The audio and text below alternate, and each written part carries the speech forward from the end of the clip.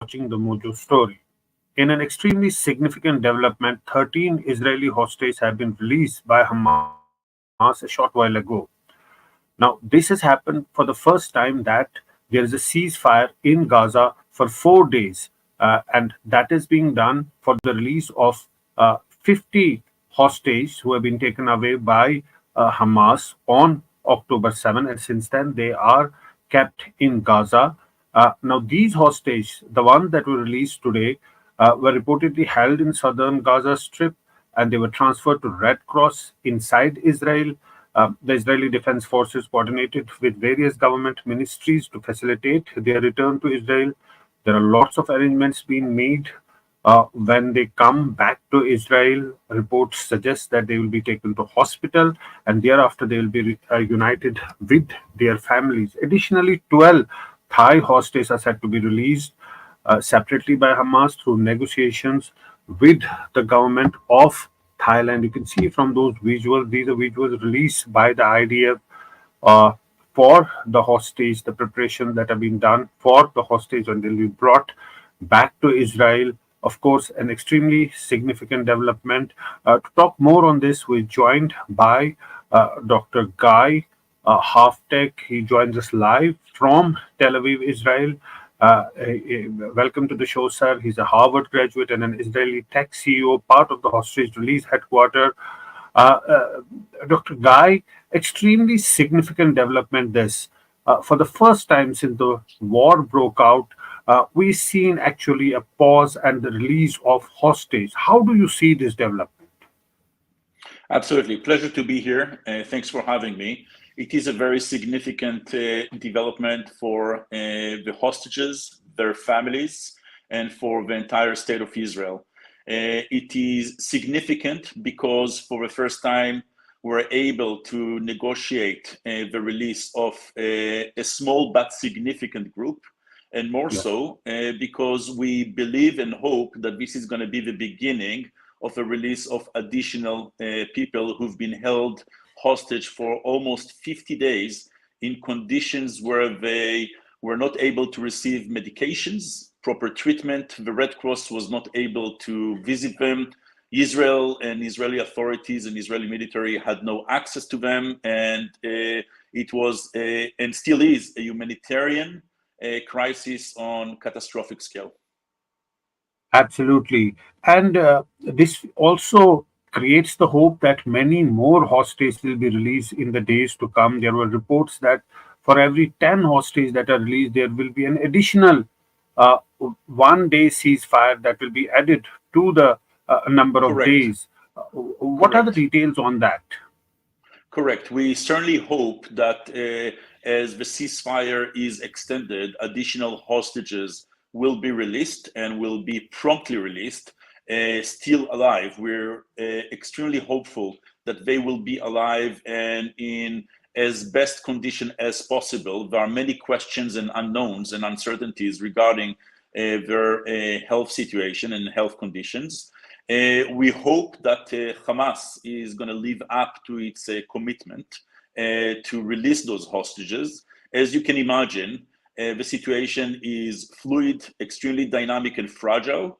And we hope that we're going to be able to obtain all of those hostages in due course and then negotiate and continue to the effort to bring the rest of the hostages home.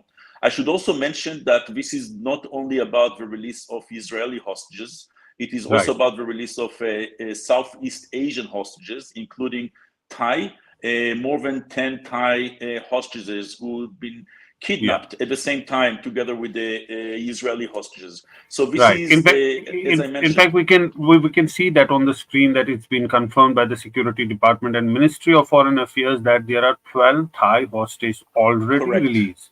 Embassy officials are on their way to pick them up. Another hour, their names and details should be known. Please stay tuned. That's the Thailand Prime Minister tweeting and in fact confirming that 12 Thai hostages have been released. So in the first batch, obviously the focus was on children and women. who are released. And also, there are reports that 150 Palestinians would also be released from the West Bank side. Correct. So the initial focus was on toddlers. As you may know, there are babies that are younger as 10 months old, and toddlers along with their mothers. The fathers are not being released. The fathers are still kept by Hamas. There are elderly people, sick people, people that need medical attention and medications. Some of them are being released. It's a small but significant group out of the 240 individuals held by Hamas. In Israel, the preparations were intense over the past few days. Hospitals were put on alert to receive those hostages, to put them through medical tests and to ensure whether they need immediate medical attention. Many of those people we suspect have not seen daylight for almost 2 months. Their mental and physical and health conditions are poor. And they are now, as we speak, being transferred from the Red Cross over from Egypt into Israel, and they will be transferred to those major medical centers throughout Israel. Absolutely. And you were saying that they have not seen sunlight, obviously, because they would have been under in the tunnels underground, Correct. and that's the reason that they couldn't Correct. perhaps probably. And we get more details once they'll be in a position to speak and tell about the condition there. But we know that there are the families in Israel have been protesting, and they have been saying that they want to get reunited with their loved ones, and that was another factor that was playing out that led to their release. Correct, but still, it's important to make the point that the families are not being released as full families. Many of the family members are still being held hostage by Hamas. There is a story of a young toddler, 3 years old girl that is in Israel. Her mother is being held hostage by Hamas and is not being released. There are fathers and parents that are not being released as well. So families are not yet united. And we should also mention that the initial step, as important as it is, there are still over 200 people held by Hamas, even after this step is completed. So it is important that we continue to focus on this issue and put all the pressure to release those individuals while they're still alive. We suspect that some of them may not be alive. We do not know yet. And the urgency, the time is of the essence, and the urgency is extremely high. And also the fact that you were saying that they will not be of course all of them will not be reunited with their families, but clearly Correct. this will give some sort of a relief to the family members. But have they been told that who are the ones who are going to be released, who are the ones who are going to be released? Have the families been Yes. informed, or it's not been The, informed yet? the families of those hostages have been informed earlier today that their children or wives or daughters or sisters will be released. Hmm. However, a very important point to mention here is that many of those hostages are being brought Yes. back to Israel into a reality that where some of their family members, and they will learn that today for the first time, unfortunately, some of their family members have been murdered on October 7th. So while it is a reason for relief, those individuals who've been kept hostage are coming into a shattered reality, a very sad and painful reality, where their families have been broken, murdered, brutalized, and many of them are not alive anymore. It is a very difficult situation. Extremely difficult, and one would say a turning point. Israel has made it clear that till the objectives are met, the war will not end. It's just a pause, and afterwards, the war will again start till Hamas is completely destroyed. Correct. That's a commitment that the Israeli government has made. As you know, the primary objective is the release of all the hostages, Israelis and others, and bringing them home back safely and alive. But the other goal of this war is to actually remove the security threat to Israel that was posed by Hamas. Those two objectives are on the table. The hostage objective, which I'm part of it, is the primary one. Once the ceasefire expires, Israel has committed to continue addressing the security threats imposed by Hamas and to change that reality in Gaza for the in Yeah. the interest of Israelis and of innocent Gazans who need a future as well. Can you give us some details how this agreement was reached upon? What we know that Qatar played a role, there was some involvement of the US. How did this agreement reach upon the release of 50 hostages in the first batch? So we know from what I can share, there were a number of parties intensely involved in the negotiation of this agreement. The US President, President Biden, has been intensely involved and taking a very important role in this process. Egypt has played a major role, as well as the Qatari government, and of course the government of the State of Israel.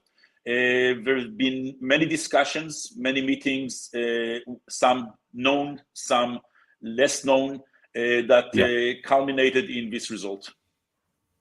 Right, and in fact, the Red Cross Committee has also tweeted and confirmed that we are relieved to confirm the safe release of 24 hostages. We have facilitated this release by transporting them from Gaza to the Rafah border, making the real-life impact of our role as a neutral intermediary between the parties. Yes, they were handed over to the Red Cross. It's a tremendous relief that after enduring weeks of distress, they can finally reunited with their families. They were handed over to the Red Cross, and then finally, Red Cross handed over to the Israeli authorities. It should be mentioned, however, if I may, that the Red Cross, while the Red Cross is now transferring the hostages from Hamas over to Egypt and from Egypt into Israel, the Red Cross for 7 weeks has not been able to visit and has played basically virtually no role as far as we know. So it should be mentioned because the expectation was that the Red Cross will step up to the challenge and ensure the safety and health of all the hostages from day one of this situation. That unfortunately has not happened. Right now, they are Right, and in facilitating fact, the transfer. yes, in fact, we were speaking to some of the family members of the hostage a couple of days ago, and they were also saying the same thing. They were saying that they expected more from the humanitarian agencies like Red Cross, but Absolutely, that's not absolutely. happened. That has not happened at all. That has not happened at all. And at this point, yes, they are playing a role in mobilizing and transferring the hostages, an important role, and in providing them drinking water, in providing them with clothing, fresh clothing, in refreshing their bandages. This has all happened now over the past hour as we speak. But Yes. the critical role that the Red Cross as an international humanitarian organization should have played from day one has not happened. And this is an important and a sore point in terms of the role that they should have played. And we can see from those visuals, these are vehicles of the Red Cross, and uh, people released are in those vehicles, moved probably towards the border, and they are transported from Gaza to the Rafah border and then handed over to the Israeli authorities. I'll In those mention visuals, yes. I'll mention one more thing that the hostage release headquarters in Tel Aviv has prepared from very early on a dossier that includes all the medical information and the medications that all the hostages needed to Right. receive. However, all that information was provided to the Red Cross from very early on, from the first days of this crisis. That information nothing has been done about it. The medications have not been provided, the information has not been communicated to Hamas, visitation has not been arranged. it is a very timid role that the Red Cross has played. Right. And can you tell us something about the hostage release, headquarter, what exactly, how is it involved in the process, perhaps identifying and giving out the details to the humanitarian agencies and to the other agencies involved? So the headquarters comprises of multiple teams. There is a medical team, there is a support team, there is a technology and AI team, there is diplomacy and foreign press team, multiple teams, all of them working in concert in Tel Aviv, based on an army of volunteers, including myself, in order to provide the support, the help, and the resources needed to accelerate the release of the hostages. Among those tasks was compiling all the medical information from the families of the hostages in order to identify what medications they need to take on a regular basis, what are their health conditions, what other issues and conditions need to be known of. All that was compiled by the medical team, headed by a medical professor from Israel, and communicated to various organizations, governments, and to the Red Cross. Right. And now, how do you foresee the situation developing here on? Probably, if the first batch of hostage that are released, and if all goes, according to the plan, then more people will be released. And what we can see is that in Israel, it will bring a sigh of relief that 50 people have been released. Earlier, there were about 4 people released in 2 batches, but this is very significant because a large number of people have been released, and this creates hope that more will be released. That the shock since the October 7 attack, there will be some sort of a relief and some sort of a hope that will be generated after today. I think it is too early to foresee how things will play out. The situation, as I mentioned, is extremely fragile. On the other side, we're dealing with Hamas, a terror organization that has been shown to be worse than ISIS. It is not a proper state entity that we're dealing with. There are multiple variables here, multiple entities participating. We are taking this as a first step, a positive first step. We hope that the next steps are fulfilled and completed as agreed upon, and we'll take it a step at a time without rushing to come out with predictions. We really have to proceed cautiously. I would say that I am cautiously optimistic, but extremely cautious about the process. It has taken almost 50 days to reach the point that those hostages are being released at an immense price in terms of their physical and mental health, both to the hostages and to their families. So it is not without enormous cost that this milestone has been reached.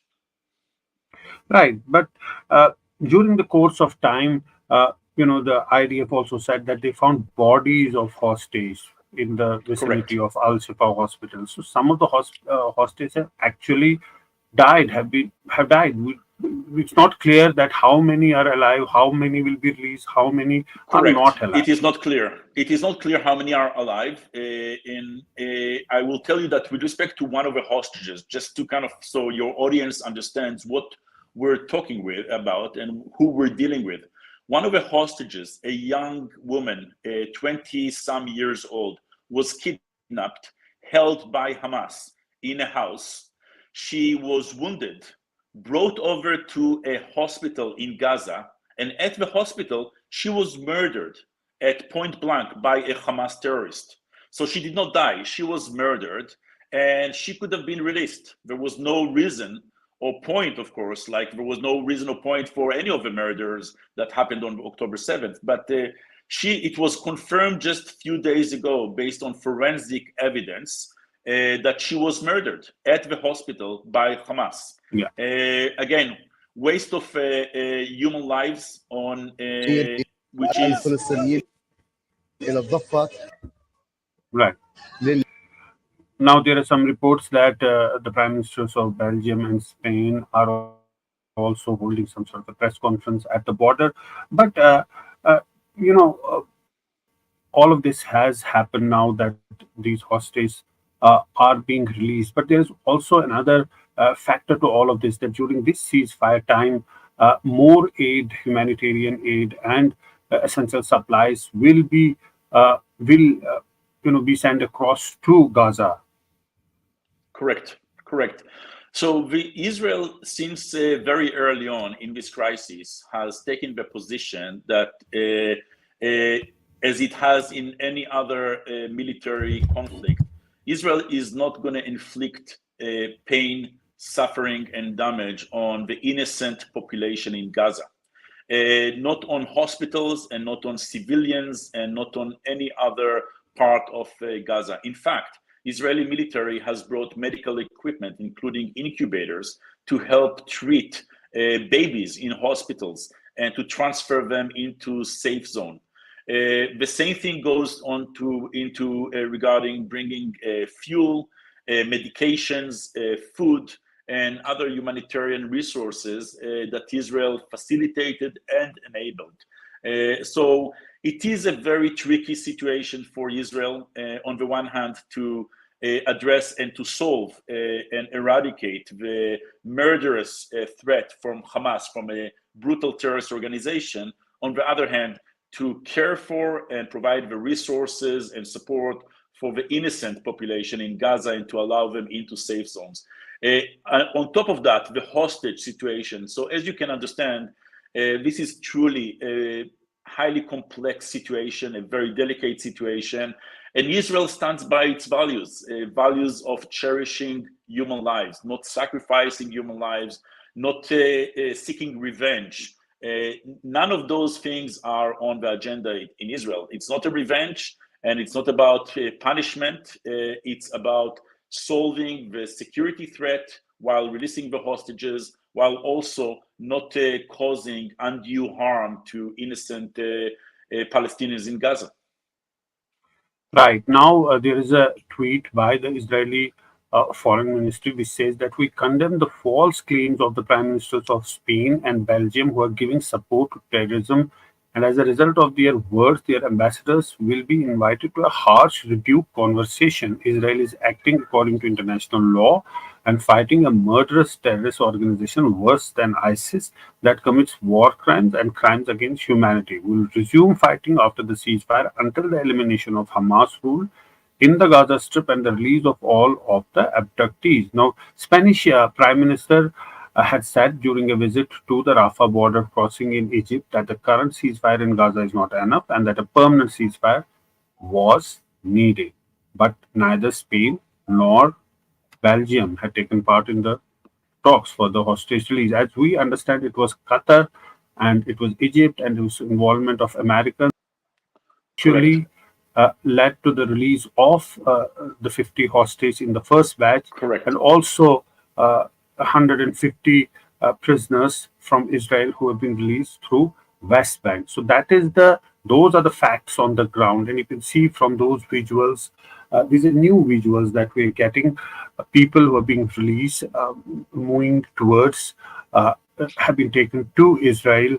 They have reached Rafah border, and of course, the process was that they were handed over to the Red Cross and moved to the Rafah border. Thereafter, they'll be handed to the Israeli authorities and flown to Israel. Now, medical has been done by Red Cross. They'll be initially taken to hospital where their medical examination would be done before they are reunited with their families. That is the process that will be followed, and it will take some more time, obviously, for them to be reunited with their family. The process has started, but it will correct, take some more time. It will not happen so quickly because the medical examination has to be done. Uh, Nobody knows their condition, their physical condition, their mental condition. They will have to be admitted to the hospital, and after the doctors give a green signal, then only they can be reunited with their family. But for now, 50 hostages, women and children, released by Hamas and handed over to released by Hamas and handed over to 25, I beg your pardon, 25 hostages that Correct. are Only released 25, and yeah, only half of them are 25, Israelis. yeah, half of them are Israelis and half of them, 12 of them are Thai nationals, Correct. right? 13 of them are If I Israelis. may, if I may make Yes. another point for your audience that is important to mention. The head of Hamas in Gaza Strip, the terrorist Yahya Sinwar, has been imprisoned in Israel previously for terror activities that he orchestrated and led, and for his murders of Israeli civilians and citizens. While in prison in Israel as a terrorist, Israel has treated him and provided him world-class medical treatment and medical care.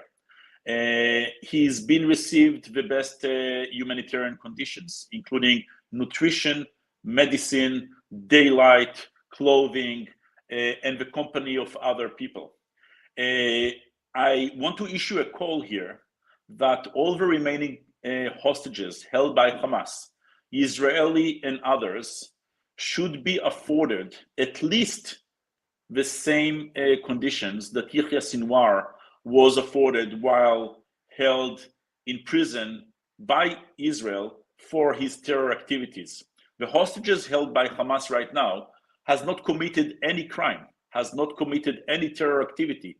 They are innocent babies, toddlers, youth, youngsters, women, men, and elderly. Many of them are sick and have not been afforded the medical, the mental, the nutrition, or the humanitarian aid and support and access that they should have. So I want to issue this very clear call for providing that for the remaining hostages until they are brought home back to Israel.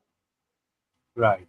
And we hope and pray that all the hostages are released soon so that they get reunited with their loved ones back home in Israel. But we'll have to leave it here. This is all the time that we have on the show. Dr. Guy, thanks so much for joining us. And thanks to all the viewers Thanks for having me. For watching Mojo Story. Thanks so much. Mojo Story has always made a commitment to its viewers to go to where the story is. And as you can see here, we are at the epicenter of the Israel war on Gaza. We are right at the front line, about 1 mile from the Gaza Strip, as the Israeli military gets ready with its tanks and its gunners to begin its final frontal assault that will take troops into Gaza. As we said, we are not like other organizations. We believe in giving you all sides of the story objectively and as much as possible from the ground. And that's exactly what we're doing here, covering the biggest global story today from the epicenter of the war zone. So please, we need your support. Support us, become a Mojo member, subscribe to us, spread the word, and thank you for your support.